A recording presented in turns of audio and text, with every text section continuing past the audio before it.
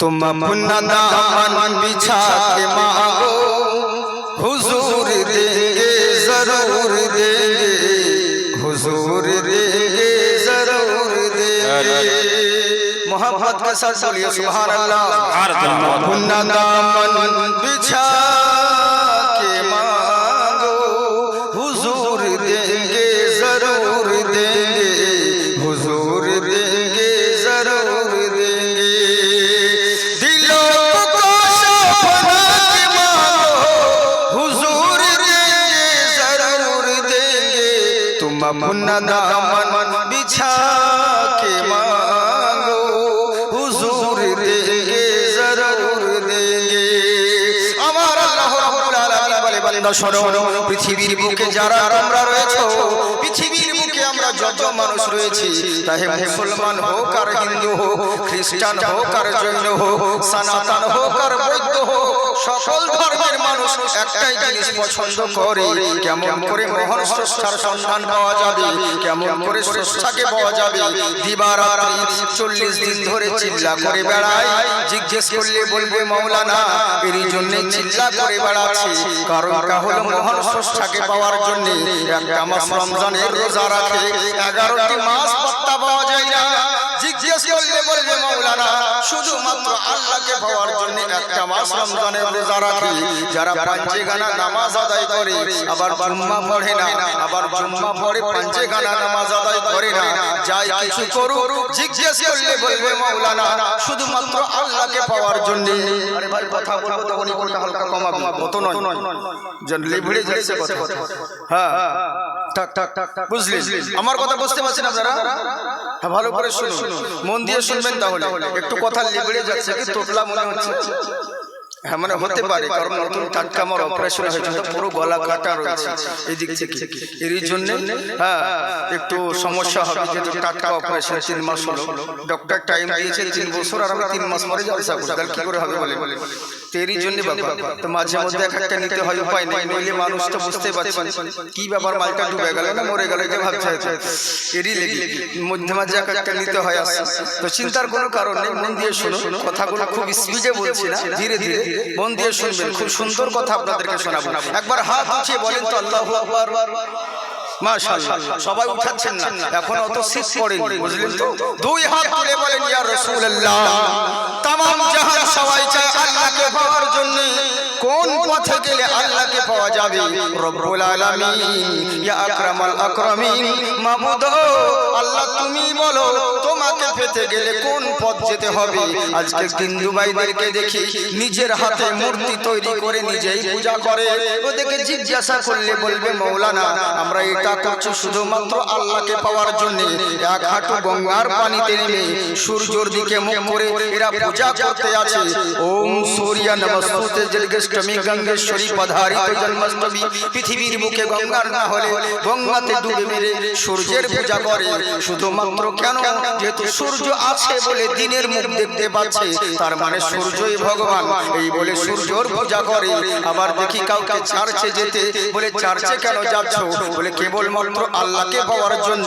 আবার কাউকে দেখি গির্জার মধ্যে যাচ্ছে, বলে কেন যাচ্ছ? শুধুমাত্র আল্লাহকে পাওয়ার জন্য। সমস্ত মানুষ দিক বিদিক নানান রকম সৃষ্টি আর নানান রকম পথ বেছে নিয়েছে, শুধুমাত্র সবারই লক্ষ্য হলো একটা, আল্লাহকে কোন পথে গেলে পাওয়া যাবে। কিন্তু দুঃখের বিষয় একটাই, আল্লাহকে কোন পথে পাওয়া যাবে আল্লাহর পথ জিজ্ঞাসা না করে নিজের মন মতন চলতে আছে। আচ্ছা বলুন তো দেখি, ধরুন আপনি আমাদের এখানে, আমি আপনাদের মেহমান এসেছি, আমি এসে হয়তো আমার জন্য কমিটি ভাই অনেক রকম আয়োজন করেছে, খাসির মাংস, দুম্বার মাংস, বিভিন্ন রকম। এবার আমার সামনে 10,000 টাকার আইটেম করে হাজির, আমাকে বলছে হুজুর সবই আপনার জন্য। আমি বললাম ভাই এগুলো চলবে না। বলে কেন? বলে খাসি খাবো না, যেহেতু থাইরয়েড আছে। আসলে কিছু নাই, আমি এক্সাম্পলের জন্য বলছি। মিষ্টি জিনিস রসগোল্লা চলবে না, যেহেতু সুগার আছে। বলে তাই নাকি? তেলে ভাজা? বলে না, ও তো মুখের মাজা কিন্তু পেটের সাজা, ও চলবে না। বলে কি খাবেন? বলে আমি কোথাও এলে গেলে সময় পেলে ভালো হলে কেউ দিলে এক কাপ চা খাই, বাকি ঝাল চাল আতপ চাল মুরগির ঝাল কিছুই চলে না ভাই। বলে কি খাবেন হুজুর? বলে শোনো, কেবল কেবলমাত্র আমার জন্য ডাল সিদ্ধ আর আলু ভর্তা হলে যথেষ্ট, অন্য কিছুর প্রয়োজন নেই।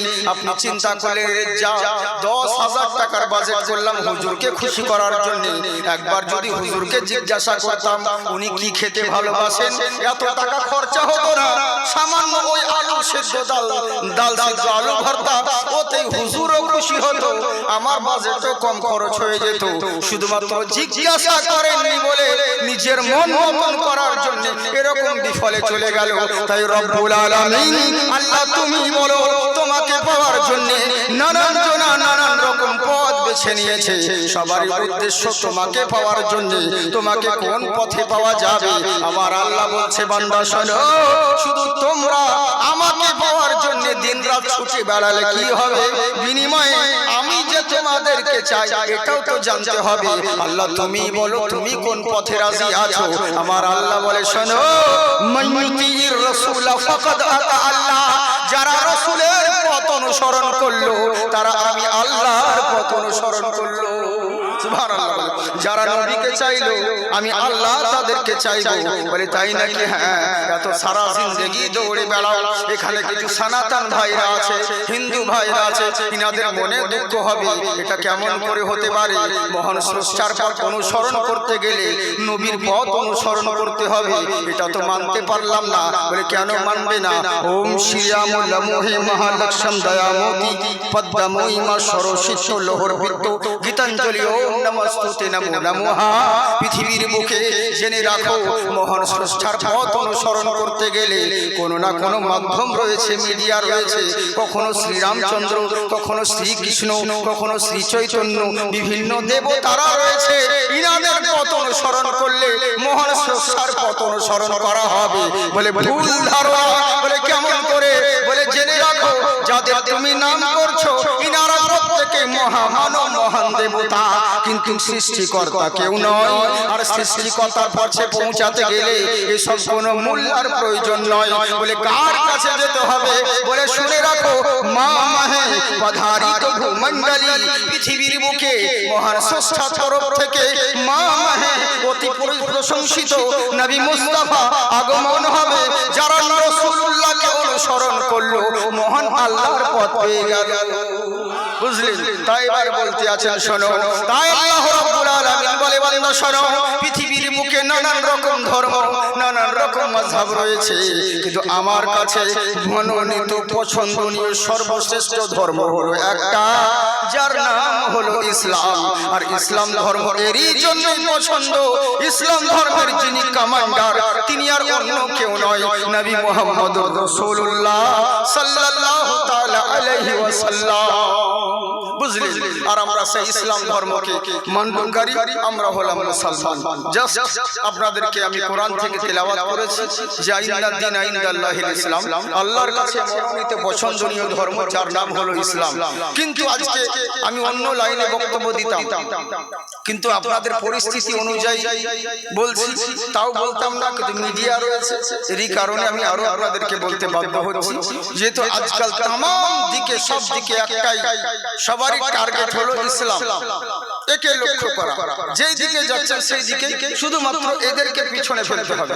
ইসলামের পিছনে সবাই লেগে পড়ে আছে, যারই দিকে যেদিকে যাচ্ছে। কেউ কেউ বলছে ইসলাম ধর্ম হচ্ছে আতঙ্কিত ধর্ম, কেউ বলছে মাওবাদী ধর্ম, কেউ বলছে ইসলাম ধর্ম। এই ধর্ম এক একজন এক এক রকম কথা। আচ্ছা বলুন তো বাবজি, আমাদের ধর্মের নাম হলো ইসলাম, ইসলামের মানে কি বলেন তো? সিলমুন থেকে এসেছে ইসলাম। আচ্ছা বলেন তো, মানে হচ্ছে শান্তি, শান্তি। আমাদের ধর্মের নামই হলো শান্তি। আচ্ছা বলুন তো দেখি, এই ধর্মের যিনি মেন কমান্ডার নবী মুস্তাফা, তিনি কে? তিনি হচ্ছেন রাহমাতাল লিল আলামিন, তিনি হচ্ছেন করুণার প্রতীক, তিনি হচ্ছেন সারা পৃথিবী জগতের জন্য রহমত হয়ে এসেছে। শুধু মুসলমানদের জন্য না, যত সৃষ্টি রয়েছে সকলের জন্য নবী দয়ার সাগর হয়ে এসেছে। আবার চিন্তা করুন, এই আমাদের পৃথিবীর বুকে আমাদের কাছে সব থেকে বড় হাতিয়ার জিনিস কি বলেন তো? মানুষের কাছে সব থেকে মূল ধন কোন জিনিসটা? কেউ বলবে বাড়ি গাড়ি টাকা পয়সা, না, মূল ধন হচ্ছে ঈমান। আর ঈমানটা কি? আমান থেকে ঈমান, ঈমানটাও হচ্ছে আমানওয়ালা, শান্তি। আমাদের যে ঈমান রয়েছে মূলধন, সেটাও হচ্ছে শান্তির প্রতীক। শুধু তাই নয়, আচ্ছা বলুন, আমাদের সর্বশ্রেষ্ঠ মেন জায়গা, যেই জায়গাকে আমরা ফলো করি, সেই জায়গাটার নাম কি বলেন তো? খানায়ে কাবা। অথচ ওটার জন্য আল্লাহ কি বলেন? আমান দাখালাহু কানা আমিনান। যারা কাবা ঘরের ভিতরে প্রবেশ করে গেল, তারা জেনে রাখো আল্লাহর রহমতের ছায়া তলে প্রবেশ করলো। সুবহানাল্লাহ। তাহলে চিন্তা করুন, আমাদের ধর্ম হচ্ছে শান্তি, আমাদের নবী হচ্ছেন শান্তির প্রতীক, আমাদের ঈমান হচ্ছে শান্তি, আমাদের ধর্মের পয়গাম হচ্ছে শান্তি। অথচ মানুষ শুধু বিভ্রান্তি ছড়ায়। মুসলমানরা উগ্রবাদী, মুসলমানরা কট্টরবাদী, মুসলমানরা এই, মুসলমানরা ওই, যা ইচ্ছে তাই করে বেড়াচ্ছে বিভিন্ন রকম। কেননা শুধুমাত্র ইসলামের পিছনে লেগে কোন রকম ভাবে এদেরকে, ইসলামটাকে কোন রকম ছোট করা যায়, এদেরকে লোকের সামনে মিথ্যা প্রমাণ করতে যায়। আচ্ছা বলুন তো দেখি, যেই ধর্মকে মহান আল্লাহ সত্য প্রমাণিত করে, কোন মোল্লা যদি চেষ্টা করে, কখনো কি নিচু করতে পারে? কখনোই নয়। বলে তোমরা এখন কেন? পূর্ব থেকে হয়ে এসেছে। বাদশাহ হারুন আল রশিদের সময় ইসলাম যখন কিছু কিছু মুসলমান ইসলাম ধর্ম প্রচার হতেছিল, কিছু কিছু উলামায়ে কেরামগণ তিনাদের সম্মুখে ইসলাম ধর্ম প্রচার চলছিল, কতগুলো মুসলমান হচ্ছিল। এখন সবারই মাথা ব্যথা শুরু হয়ে গেল। হিন্দু বলেন, শিখ বলেন, জৈন বলেন, সনাতন বলেন, সবারই অ্যালার্জি শুরু হয়ে গেল। কেন? মানে হিন্দুদের ধর্ম থেকেও সে ইসলাম ধর্মে যাচ্ছে, বাতিলদের গৌতম ধর্ম থেকেও সে ইসলাম ধর্ম যাচ্ছে, সনাতন ধর্ম থেকেও সে কলমা পড়ে ইসলাম ধর্মে যাচ্ছে। এরই লেগে এরা সবাই একজোট হয়ে গেছে, শুধুমাত্র ইসলামকে টার্গেট করে যে এদেরকে নিচু করতে হবে। এরা সবাই মিলে যুগল হারে বাপ দাদার কাল থেকে ধর্ম করে চলে এসেছি। আর নতুন নতুন মৌলবি টুপিওয়ালা দাড়িওয়ালারা এসব কি শুরু করেছে? বলে কেন? বলে এদেরকে থামাতে হবে, নইলে ভবিষ্যতে চরম অন্ধকার আছে। বলে তাই নাকি? বললে হ্যাঁ। বলে কি করতে হবে? বলে এরা তো প্রচন্ড মানে বাড়াবাড়ি করছে। বলে কেন? বলে এতদিন ধরে ইসলাম ধর্মের কোনো নাম গন্ধ ছিল না, কিছু ছিল না। বাপ দাদার কাল থেকে আমরা যেমন ভাবে চলে আসছিলাম, আর নতুন ধর্ম এই টুপিওয়ালারা দাড়িওয়ালারা এই যে গ্রামে গ্রামে ঘুরে বেড়াচ্ছে আর বলছে ইসলাম ধর্ম কবুল করো, কলমা পড়ো, এক আল্লাহ ছাড়া দ্বিতীয় মালিক কেউ নাই। এরা কি শুরু করেছে? এদেরকে থামাতে হবে, রুখতে হবে। তো বলে একাই তো হবে, সমস্ত ধর্ম মিলে এক জায়গায় জমায়েত হয়ে এরা যুদ্ধ করতে লাগলো। আর রাস্তায় ওই আলেমগুলো আসছিল, ওদেরকে দেখে বলতে লাগলো, এই আলেমগণ তোমরা শোনো। বলে কি হয়েছে বলো? বলে তোমরা কি শুরু করেছো? বলে কি শুরু করলাম? বলে বাপ দাদা ধর্ম আমরা করে চলে আসি, নতুন ধর্ম কেন প্রচার করছো? আলেমরা বলতে আছেন, শোনো গো, আমরা কোন মোল্লার ধর্ম প্রচার করি না, মহান আল্লাহর ধর্ম প্রচার করি। বলে তাই নাকি? বললে হ্যাঁ। বলে ওসব কথা মানবো না, তোমাদের ধর্ম যে সত্য এটা মানবো কেমন করে? বলে আমাদের কাছে প্রমাণ আছে। বলে কি প্রমাণ আছে? বলে কোরআন মাজিদ। বলে তাই নাকি? বললে হ্যাঁ। বলে কই কোরআন পড়ো তো শুনি। এরা কোরআন তেলাওয়াত করতে লাগলো, বাতিল ধর্মের লোকেরা ঝুমতে লাগলো। আর কেনই বা ঝুমবে না? কারণ দুনিয়াতে আছে যত মধু আর চিনি, সব থেকে মিঠা হলো কোরআনের বাণী। বুঝলেন? কোরআন তেলাওয়াত করতে আছে। মাইকমান আরেকটু ইকো কমাও ভাই, আরেকটু ইকো কমাও দিকে। Hello hello hello hello hello, একবারে কমে দিও না। হ্যাঁ হ্যাঁ, মানে যেন আওয়াজ বাস ছেড়ে দাও। মানে খুবই করলে পরে মানুষের বুঝতে অসুবিধা হবে। তো আমি ধরুন স্পিডে, আমি একটু স্পিডে বলি, তখন আপনি বুঝতে পারবেন কি বুঝবো যে বুঝতে পারলাম না, খালি ওই কানে আওয়াজ চাই। এরকম হয় অনেক সময়। আর আজকাল মানুষ বেশিরভাগই তো ভুল বুঝে, বুঝলেন তো? মৌলানা ছেলেটাকে বোঝাচ্ছে, একটা ছেলেকে, বাবা মদ খাস না রে, মদে চরম ক্ষতি। বলে চল, কে বললে আপনাকে মদে ক্ষতি? বলে হ্যাঁ, মদ খাস না কখনো, মদে ভীষণ ক্ষতি। বলে কে বললো আপনাকে? বলে তোকে দেখাচ্ছি। বলে আমাকে দেখান। তো মৌলানা করেছে কি, দুটো গ্লাস নিয়েছে, একটা গ্লাসে মদ রেখেছে আর একটা গ্লাসে পানি রেখেছে, দুটো গ্লাস কাঁচের গ্লাস।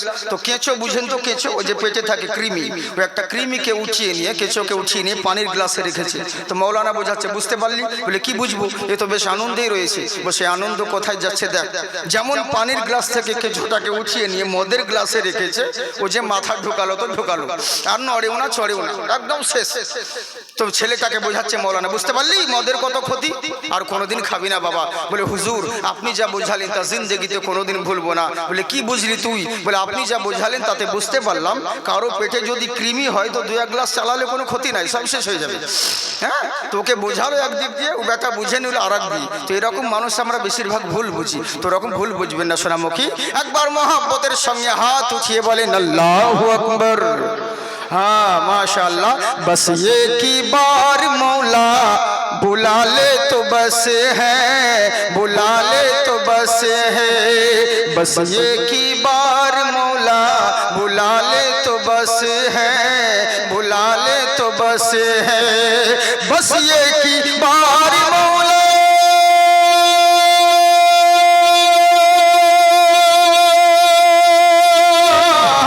बस ये की बार मौला बुला ले तो बस है। और रोज़े की जाली दिखा दे तो बस है, दिखा दे तो बस है। তাই বলছে শোনো গো, নতুন কেন ধর্ম শুরু করেছো? এরা বলছে শোনো, আমাদের ধর্ম হলো সত্য ধর্ম, আমাদের কাছে প্রমাণ আছে। বলে সব কথা মানবো না। বলে কেন মানবে না? বলে তোমাদের কোরআন তো তোমাদের ধর্মের কথা বলবে, আমরা কেন শুনতে যাব?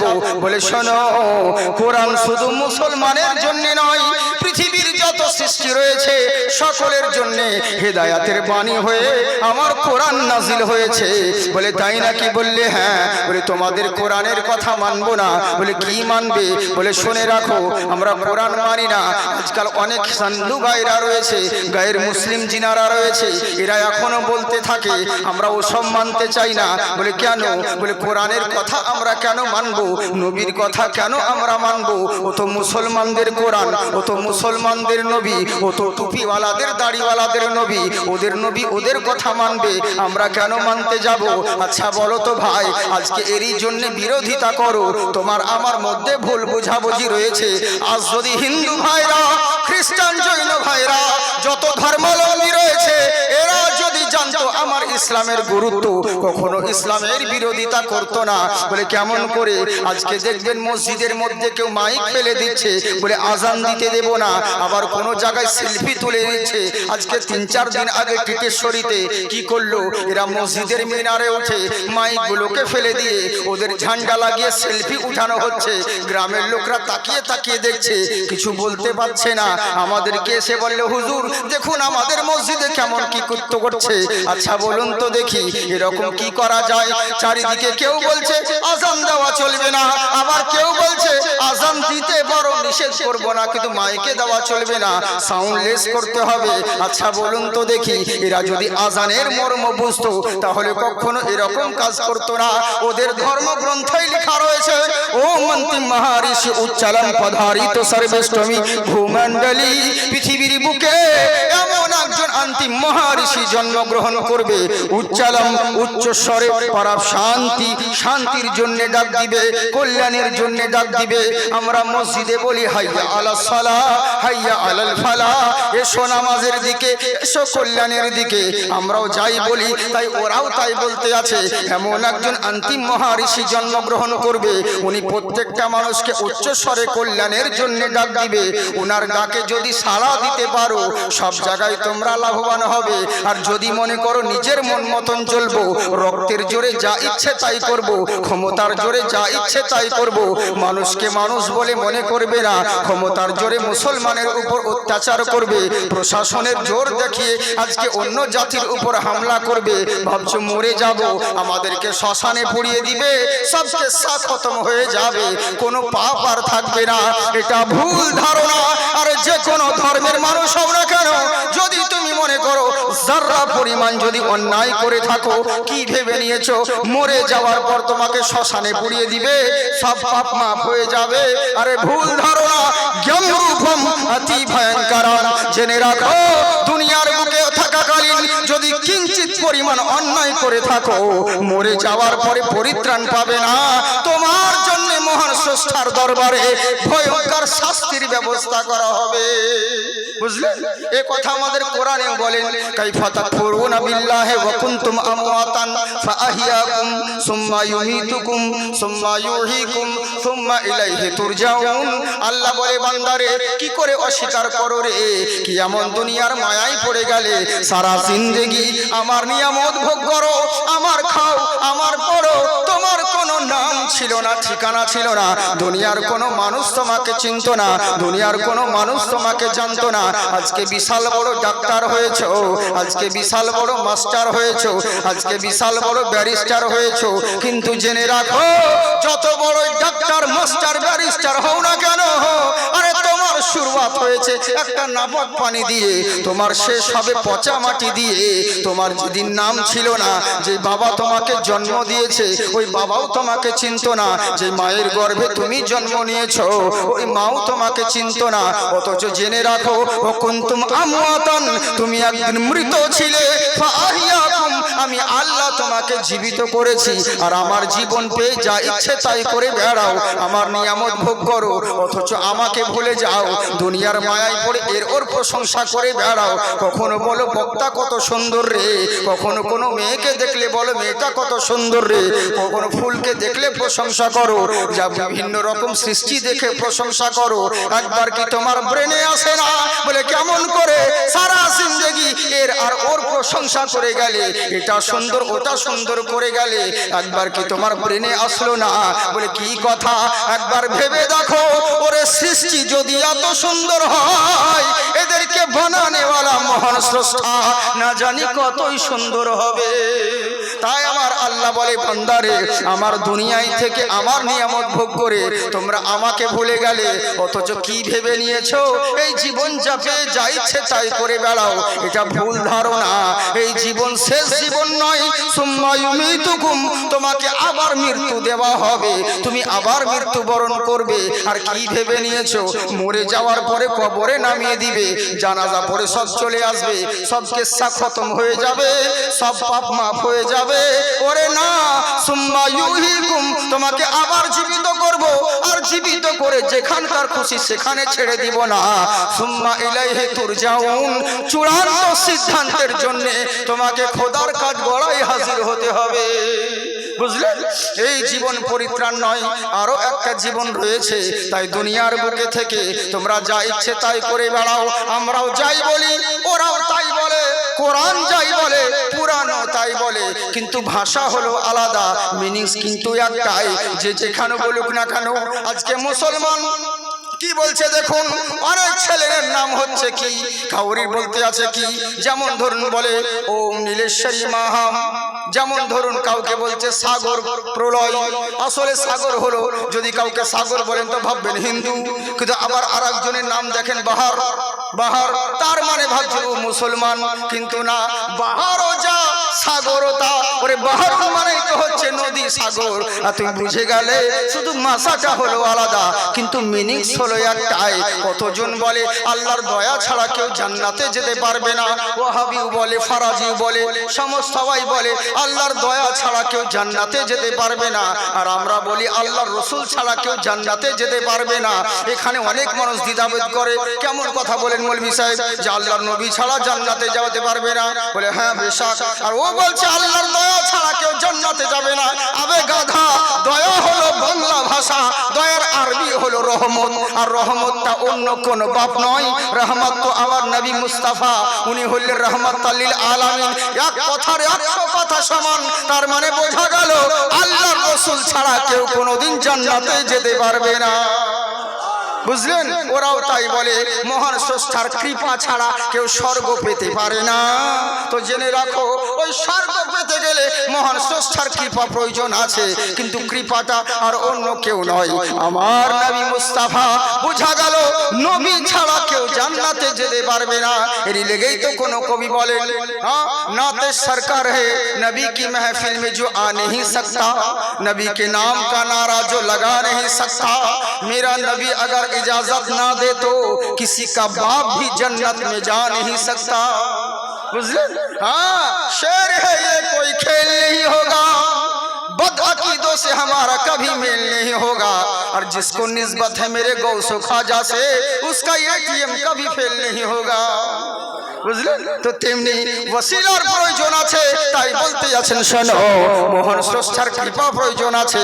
বলে তাই নাকি? বললে হ্যাঁ। বলে উনি কোন নবী? বলে শুনে রাখো, মহান স্রষ্টার প্রেরিত দূত, উনি এমন নবী গো, উনার মতন কেউ হয়নি আর কেউ হবে না। বলে তাই নাকি? বললে হ্যাঁ। বলে উনার শরীর তো দূরের কথা, ওনার শুধু চোখ চুল মুবারক মাথার রয়েছে, ওই চুলটাও যদি তোমরা মনে করো চুলের সমান সারা পৃথিবী বিক্রি করবে, নবী মুস্তাফার চুলের সমান দাম দিতে পারবে না। বলে তাই নাকি? বললে হ্যাঁ। বলে কেমন করে?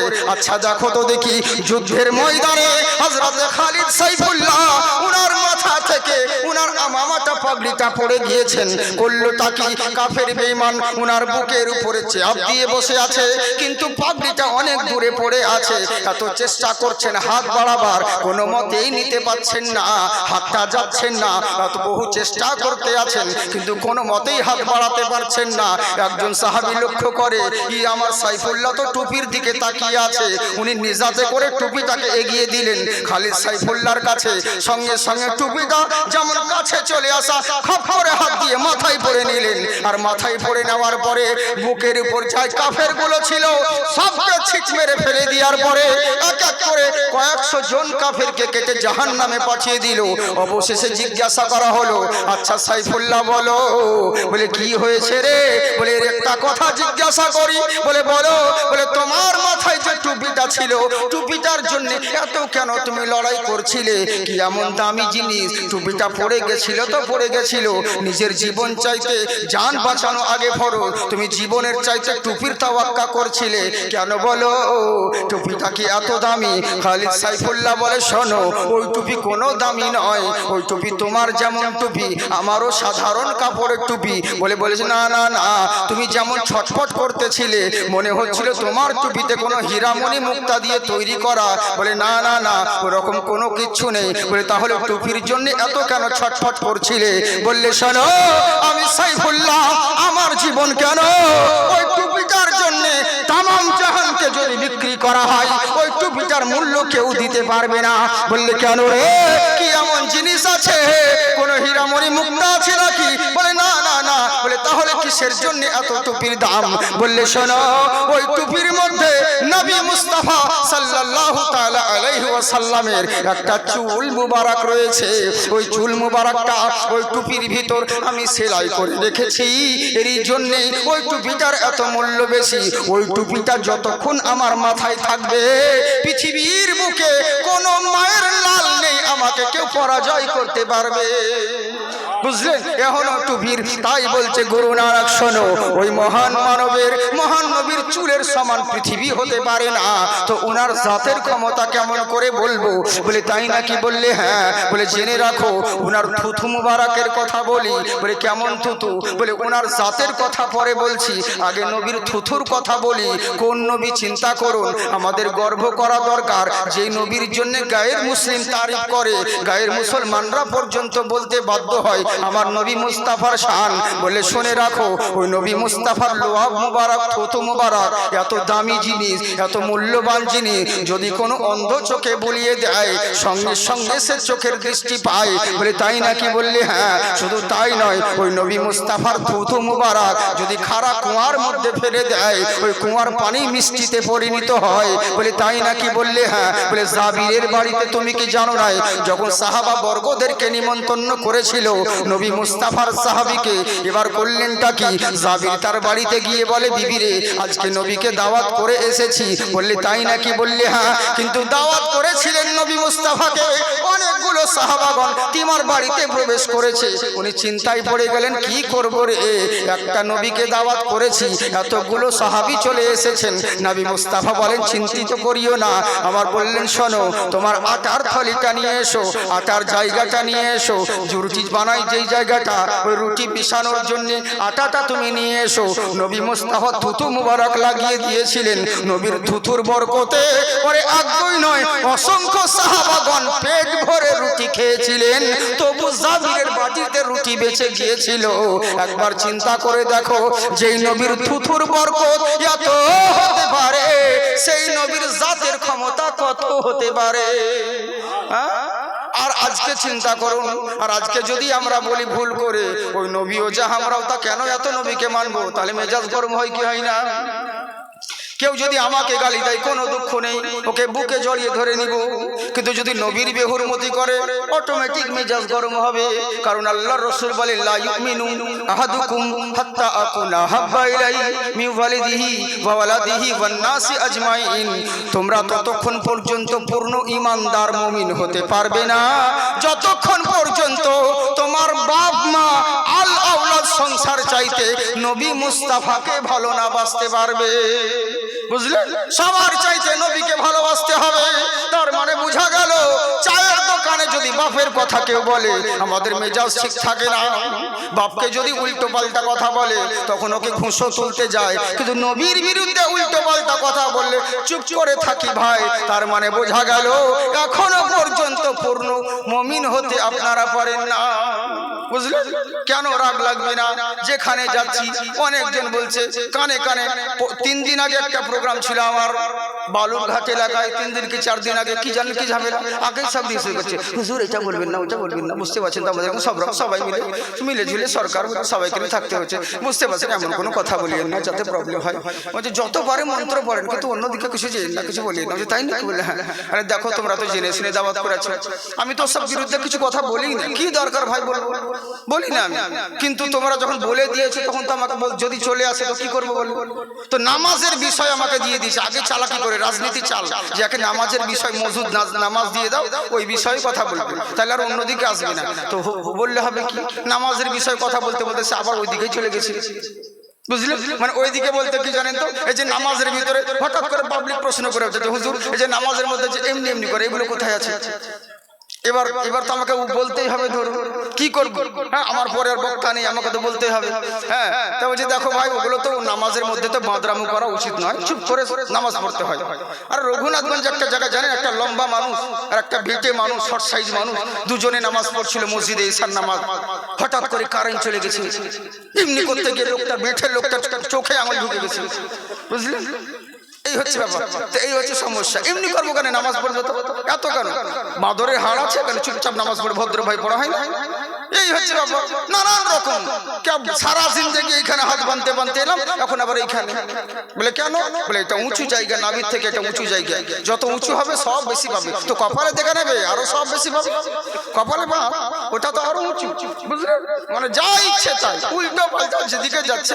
হ্যাঁ, কি বলবো বুঝেছেন? সে বিশাল কিছু। আবার কেউ বলছে একটা মশলা শুনেন, কেউ বলছে কি আবার নামাজের পরে ইমাম রুকুতে চলে গেছে কিন্তু এই রুকুতে যায়নি কেন? ওর সূরা ফাতিহা এখনো শুরু হয়নি, মানে শেষ হয়নি। বলছে নামাজের পরে ইমামের পিছনে সূরা ফাতিহা পড়তেই হবে।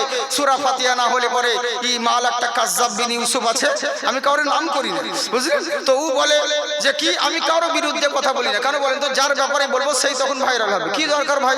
নিজের পয়সা খরচা করে নিজের স্টেজে লোকের গীত গাহা, এ লেগে বলি না। তো কিছু কিছু কথা বলতে হয়। তো করেছে কি? বলছে মানুষকে সুন্নিরা বিভ্রান্তি করে রেখেছে, সূরা ফাতিহা পড়তে দেয় না, আর সূরা ফাতিহা না পড়লে কারোর নামাজই হবে না। বলে আবে গাধা, সূরা ফাতিহা পড়তে হবে, এটা বেশক বরহাক সত্য কথা, বুখারীতে আছে সূরা ফাতিহা না পড়লে নামাজ হবে না। কিন্তু দেখ কার জন্য শর্ত? ইমাম নামাজ পড়ছে তো মুক্তাদিরকেও বলছে ওদেরকেও পড়তে হবে না। সাইকেল যে চালাবে তার জন্য শর্ত হলো হ্যান্ডেল ধরা আর প্যাডেল করা। আবে পিছনে যে ক্যারিয়ারে বসে থাকবে ওর জন্য কি শর্ত? ওকে কি প্যাডেল করতে হবে? হ্যাঁ, ওর জন্য শর্ত নয়। বুঝলেন? ড্রাইভারের জন্য শর্ত। তো সূরা ফাতিহা কিরাত করা ইমামের জন্য শর্ত রয়েছে, মুক্তাদির জন্য নয়। বুঝলেন? কিন্তু কি বলবো কাকে? বলবো কারে আর শুনবে কে? যা ইচ্ছে তাই কর, দৌড়ে বেড়া, একদিন বুঝবি খেলা। বুঝলেন? একদিন বুঝবি। হ্যাঁ, সারা জিন্দেগি যেভাবে করে এলো নতুন নতুন আর কিছুদিন হতে দেন। আর মানুষ তো ওটাই ভালোবাসে। আর কয়দিন পর বলবে 5 বার আজান দেওয়া দরকার নাই, ও দিনে একবার দিলেই হলো। আর তারপরে আরো কিছুদিন পরে বলবে যে আশহাদু আন্না মুহাম্মাদুর রাসূলুল্লাহ, ও বলার দরকার নেই, ও শুধু আল্লাহু আকবার আর হাইয়া আলাস সালাহ নামাজের জন্য জেগে দাও, বাস যথেষ্ট। হ্যাঁ, আর মানুষ তো শর্টকাটই পছন্দ করে। তো 20 রাকাত তারাবি কে ঝামেলা করতে যাবে? 8 রাকাত যখন পাচ্ছি চালিয়ে দে, এইভাবেই চালাচ্ছে তো, মানে শর্টকাট। বুঝলেন তো? যত পারছে শর্টকাটে, যে যেদিকে পাচ্ছে। হ্যাঁ, আর ওই যে হাদিস আমরা প্রমাণ দিয়ে দিচ্ছে, আপনারা শুনেছেন ইন্টারনেটে। এতে হয়েছে কি, হাদিস সাহেব বলে দিল কি, বললে এক জায়গায় মুনাজারা করতে গিয়ে আমাদের বড় বড় মুফতি সাহেবরা আছে, তিনারা বলছে জানো মক্কা শরীফে 8 রাকাত তারাবি হচ্ছে। বলে কি করে জানলে? বলে আমি হজ করতে গেছি, আমি জানি, একবার দুইবার নয় 5 বার হজ করে এসেছি। মক্কাতে 8 রাকাত তারাবি হয়, আর তোমরা এই বেরেলি মৌলবীরা হিন্দুস্তানে এসে বলছে 20 রাকাত 20 রাকাত। তো সমস্ত মৌলবীরা আমাদের মুফতি সাহেবগণ, ফাকিয়ে বাঙ্গাল সাহেব, আরো মুফতি সাহেবরা, মুজাদ্দিদি সাহেব, ইনারা সব দলিল দিচ্ছে কোরআন হাদিস থেকে, দেখো 20 রাকাত তারাবি 20 রাকাত তারাবি, কিন্তু আসল জায়গায় কেউ হাত দেয়নি। আমি তখন ফাটাম করে বলছি, ভাই যে বলছে ও মিথ্যে কথা বলছে। হাজি সাহেব বলে কেন? বলে শোনো, ও হজ করতে কখন গেছে? কুরবানির সময়। আবে তো কুরবানির সময় তারাবি কোথায় পেলি? তারাবি তো রোজার মাসে হয়। হ্যাঁ, তারাবি তো রোজার মাসে হয়, আর তুই তো হজ করতে গেছিস কুরবানির সময়, তাহলে কি করে হলো? এই তো হচ্ছে অবস্থা, বুঝলে? তখন বলছে হবে যা, কি তুই ছিলি, ভালোই তো ছিলি। আমাকে বলছে তখন যে হ্যাঁ আমি এজে কম হতে পারি কিন্তু তেজে আছি। হ্যাঁ, গোলমরিচ দেখতে ছোট কিন্তু ঝাল বেশি, কিন্তু আমি ওইদিকে বলি না। তো বড় বড় মুফতি আনে কেরামরা আছে, ওনারা বলবো, ওনাদের দায়িত্ব। আমি আমার লাইন ধরি, কি দরকার? হ্যাঁ, আমি ভাই কাউকে গালি দিই, আজ অব্দি কোনো সালা বলতে পারবে না কাউকে গালি দিয়েছি, বুঝলেন? মানে আজকাল মানুষ হচ্ছে এরকম, গালি দিয়ে দিচ্ছে তারপরে বলছে আমি কাউকে গালি দিই না। এই হচ্ছে সমস্যা। যাকগে, আল্লাহ সকলকে হেদায়েত করুক, বলুন আল্লাহুম্মা আমিন। চিন্তা করুন, গায়ের মুসলমান বলতে আছেন শোনো, নবী ছাড়া মহান স্রষ্টার সন্ধান পাবে না। বললে তাই নাকি? বললে হ্যাঁ। নবীর মতন কেউ হয়নি আর হবে না। বলে তাই নাকি? বললে হ্যাঁ। বলে জেনে রাখো, ওম ইয়াকাম্মা বিরহম্মাদুতিও নাস্তি বহুরমতি দেবস্তুতে, পৃথিবীর বুকে একটাই ব্রহ্মা, একটাই স্রষ্টার উপাসনা করতে করতে বহুরমতি দেবস্তুতে অনেকগুলো দেবতার যখন পূজা শুরু করতে লাগলো, তখন শেষ বেলায় মহান স্রষ্টা অন্তিম মহর্ষিকে পৃথিবীর বুকে আগমন করলেন, আর নবী এসে জগৎকে শিক্ষা দিলেন, ওগো জগৎবাসী শোনো, ইয়াকাম্মা বিরহম্মা, একটাই ব্রহ্মা, একটাই স্রষ্টা রয়েছে, তামাম জগৎকে সৃষ্টি করনেওয়ালা মহান আল্লাহ। তোমরা এক আল্লাহর উপাসনা করো, আল্লাহ ছাড়া অন্য কেউ নেই। সবাই মিলে ঢিল মারতে লাগলো। বলে কেন তোমার কথা মানবো? বলে শুনে রাখো, আমি কোন মুল্লা নই, গুরু মূর্তি ভক্তেশ্বরী পূজা দানাম পৃথিবীর বুকে আমি মহান স্রষ্টার তরফ থেকে এক মহান পয়গাম নিয়ে এসেছি। আমি আল্লাহ নয়, কিন্তু আল্লাহ থেকে আলাদাও কেউ নয়, বুঝলেন তো? আমার আল্লাহ হলো এক, যার দ্বিতীয় কেউ নেই। নবী হলেন দ্বিতীয়, যার তৃতীয় কেউ নেই। তাই জেনে রাখো, ওই নবী মুস্তাফা বলেন শোনো, পৃথিবীর বুকে যে যে কোনো ধর্মাবলম্বী হতে পারে, কিন্তু ধর্ম বলতে একটাই, যার নাম হলো ইসলাম। ইসলাম ধর্ম যদি তোমরা পালন করতে পারো, এখানেও কামিয়াব হবে, ওখানেও লাভবান হবে। তখন পাদ্রীরা বলতে লাগলো শোনো, তোমাদের ছল চাতুরি চলবে না, এই দেশ থেকে তোমরা পালিয়ে যাও, তোমাদের টুপিওয়ালা দাড়িওয়ালাদের ধর্ম চলবে না। আমরা বাপ দাদার ধর্ম যেভাবে করে চলে আসছি, আমরা ওইভাবেই করতে থাকবো, তোমাদের মুল্লার কথা শুনবো না। এরা বলছে কেন শুনবে না? তোমরা পারলে পরে রুখে নাও, বলে তোমাদেরকে কতল করে দিব। আলিমরা বলছে শোনো, খাইরিহি ওয়া শাররিহি মিনাল্লাহি তাআলা, আমার ভালো মন্দ যা কিছু হয় সবই আমার তাকদীরের উপরে। আমার নসিবে যদি মরণ লেখা থাকে, কেউ তোমরা কোনো দিন বাঁচাতে পারবে না। আর আমার নসিবে যদি মরণ না থাকে, দুনিয়ার মানুষ চাইলে পরে কেউ কোনো দিন মারতে পারে না। পারে কি বাবা? পারে না। তবে হ্যাঁ, যদি আমি মরে যাই, তাহলে জানবে আল্লাহ যা করে ভালোর জন্য করে। আর যদি বেঁচে যাই, তাহলে এটাও জানবে মহান আল্লাহ যা করে ভালোর জন্য করে। আল্লাহ যা করে ভালো করে না খারাপ করে? ভালো করে। তো আপনাদের বিশ্বাস আছে একটু? মন দিয়ে শুনেন, তাহলে একটা ঘটনা, একটা গল্প বলি আপনাদেরকে। আল্লাহ যা করে আমরা মুখে বলি, সবাই বলি আল্লাহ যা করে ভালোর জন্য করে, কিন্তু কেউ আমল করি না। হ্যাঁ, বাস্তব কথা বলছি, কেউ আমল করি না। আল্লাহ যা করে ভালো লেগে করে। কেউ যদি অসুখ হয়ে যায়, নিজেকে যদি হয়তো বলছে কি করবো, আল্লাহ যা করে ভালো লেগে করে, আল্লাহ মনে হয় নিশ্চয়ই ভালো কিছু বুঝেছে। আর অন্য জনা যদি হয়, শালাকে গজব দিয়েছে, বুঝলি? ঠিক করে আছে। এই তো হচ্ছে আল্লাহ যা করে ভালো লেগে করে, কিন্তু আল্লাহ বেশক ভালো করে, কিন্তু মনের ভিতর অন্তর থেকে ভালো নিয়াতে বলছে না, খারাপ নিয়াতেই বলছে যে আল্লাহ যা করে ভালো লেগে করে। এরকম অনেক মানুষ হয়, বুঝলেন তো? আজকাল আমাদের হয়ে গেছে কি সোশ্যাল মিডিয়া, কিছু বলতে পারে না, কি করবে? সোশ্যাল মিডিয়াতে নিজে নিজে সব আইডিতে মুফতি নিজে নিজে কিছু একটা লিখে দিচ্ছে, অমুক জন এই করছে, অমুক জন এই করছে, মানে যে যা পারছে শুধু ফেসবুকে শুধু লিখে দিলাম, বাস দায়িত্ব শেষ। আর কোনো খালাস নাই। কোনো মানুষ মারা যাচ্ছে, কোনো আলিম মাওলানা, তখন বলছে ইনি চলে যাওয়াতে পুরো জগৎ চলে গেলেন, খুব শোকাহত রয়েছি, খুব দুঃখ পেয়েছি মনে। সত্যি আমার ওস্তাদ ছিলেন, আমি খুব দুঃখিত হলাম। আবে এখন দুঃখিত বলছি, হুজুর যখন ওষুধ কেনার লেগে বলছিল আমার 5,000 টাকা দরকার, তখন কই বেরোয়নি। জালসা তো করছো, ইনকাম তো করছো, ওই তখন বলতে পারলো না যে হুজুর আমি দিচ্ছি আপনাকে 5,000 টাকা, কে আমি দিচ্ছি 2,000 টাকা, তখন বেরোই না। আর সাইডে বলছে দুঃখিত, খুব দুঃখ লাগছে। ওগুলো দুঃখ হলো তো না। এই তো হচ্ছে আমাদের অবস্থা। কেউ কাউকে যদি পেশেন্টকে দেখতে যাচ্ছে তো কলা নিয়ে যাচ্ছে বা যা কোনো জিনিস দিচ্ছে তো সেলফি, একটা কলা 4 জনা ধরে এমনি করে সেলফি তুলছে। কলা কি এত ভারী যে 4 জন লাগছে ধরতে? রাখুক ভাই, হ্যাঁ, যে যে দান করবেন ইনশাল্লাহ দিয়ে যাবে। যদি বাড়ি চলে যান তাহলে দিয়ে যাবে, বুঝলে?